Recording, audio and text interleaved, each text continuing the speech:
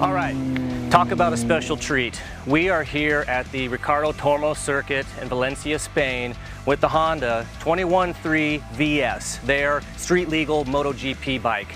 And let me tell you, riding this bike today has opened up a new dimension in what motorcycle performance can be. And I don't mean that in a sense that this is the be-all end-all of sport bikes, but if you compare this to one of the production level super bikes out there, a Yamaha R1, even a CBR 1000, while those are fantastic motorcycles in and of themselves, this gives you a glimpse into what riding a real GP bike is like. What they've really focused their attention on is handling and the entirety of the package. And what you get out of this when you go out here on the track is a feeling unlike any other sport bike I've actually ever ridden.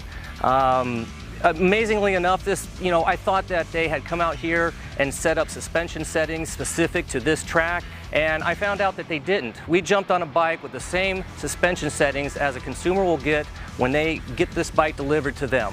And it was the same suspensions on the race kitted version that we rode also. And both of them, and we have a GP rider here, Shinichi Ito, who also rode the same suspension settings, and it was fantastic for him. There's not going to be a lot of these bikes out there. Getting your hands on one if you haven't already put a deposit in. You only have until September 30th of this year to get it. You're going to have to, I guess, rely on what probably myself and other magazine journalists have to say, but when we tell you that it's something special, it really is.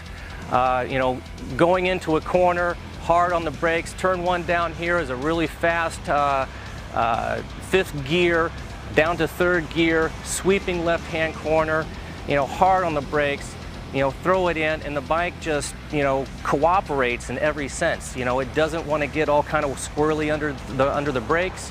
Line changes, whatever you need to do. It's just fantastic. Sublime is a word that I would probably best use to describe this motorcycle. This is the European version that we have here, so it's 150, 160 horsepower. The race kitted one, upwards of 200 or so, and it comes with a lot of other parts for the race kit. It drops about 22 pounds in weight also. Riding that one, it elevates the experience a little bit more. But just even with the standard version is awesome. For the American consumers, yes, the models that they're bringing into the United States are limited to, I think, 98 horsepower or so. There might be ways around getting to the race kitted version, and I'm sure the guys that can afford this bike will figure out a way to do that, and it's worth it. But, like Honda says, and I would agree with them, stressing just the horsepower of this engine is really not what it's all about.